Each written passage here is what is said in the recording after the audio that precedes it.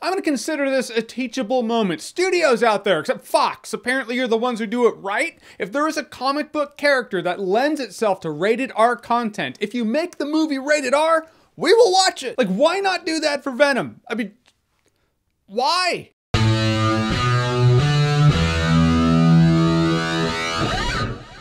So Venom is a film adaptation of the character Venom. You remember him from the comic books. You kind of remember him from, I guess he was in Spider-Man 3. Anyhow, this is the standalone Venom film. Eddie Brock is played by Tom Hardy. We're gonna get the Venom we want, kind of. In this Venom movie, there's this super shady sciencey corporation that's harvesting these symbiotes from space. One finds its way to Eddie Brock, so Eddie Brock becomes the anti-hero Venom, who needs to figure it out and take on super evil science guy. First of all, what I liked about the movie, what I like most is the Eddie Brock Venom dialogue and dynamic. That dynamic is awesome. Tom Hardy can hear Venom talk to him in his mind, but no one else can hear him. It kind of reminded me of Inner Space when Tuck Pendleton would talk to Jack Putter. That lends itself to some funny moments, some humorous moments, some otherwise enjoyable moments, because you hear what the Venom symbiote's thinking, or at least saying to him, while Tom Hardy's trying to keep a straight face and talk to someone else. It's a neat dynamic to hear the wants, urges, and needs of this alien thing, and whether or not Tom Hardy's gonna go along with it, or possibly not. Point is, whether or not the dialogue was cheesy, serious, humorous, sarcastic, I enjoyed that in the movie. And when Venom came out to play, when the whole symbiote takes him over and he becomes Venom, that shit was damn entertaining. Could have been more entertaining if the movie was rated R. I'll get to that in a second. But those scenes basically had what I wanted to see in a Venom movie. Granted, he doesn't shoot webs out of his fists. Figured he wouldn't, but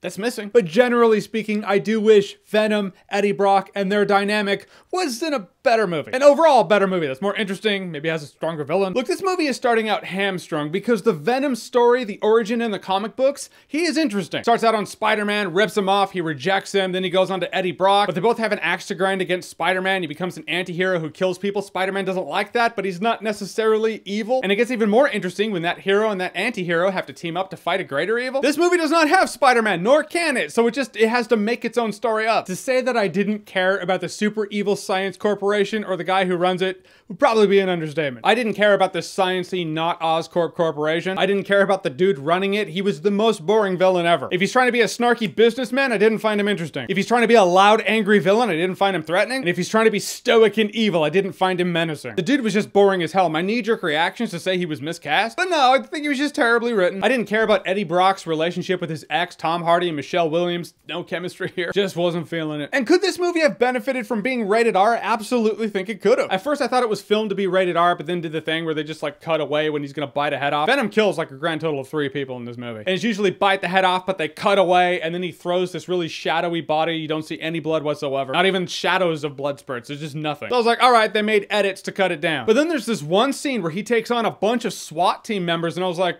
well, not, how do you do that? PG-13 or rated R, Venom couldn't kill the SWAT team members. They're just good cops doing their jobs. They're not crooked or anything like that. If this movie was rated R, you could have had crooked cops there. You could have had a bunch of douchebags under the payroll of super stupid sciencey corporation, and Venom could have just slaughterhoused all of them. Even the scene in his apartment, that first time, he's not full Venom, but the Venom symbiote's like taking these dudes out and he's protecting him. You see it in the trailer, that scene is awesome. But if it was rated R, you could have killed more folks. At least had more compound fractures. Venom's a violent story. He's a violent character. That's part of the intrigue of Venom, as someone who's so violent is actually not a bad guy. And you gotta see that violence in front of your face, otherwise you don't feel that dynamic or conflict. If they iron out all the bugs, I want to see a sequel for this movie, but that's whether or not it makes enough money to have it. I had heard, and in retrospect, am I making this shit up? I feel like I'm not, but I heard this movie was gonna kind of play like a horror movie. Like it was gonna have horror elements to it, which totally made sense to me. This thing's taking over this guy's body, making him move and do things he otherwise wouldn't do, but he's totally conscious for it. But I didn't see that. It doesn't play like horror to me. It just kind of plays like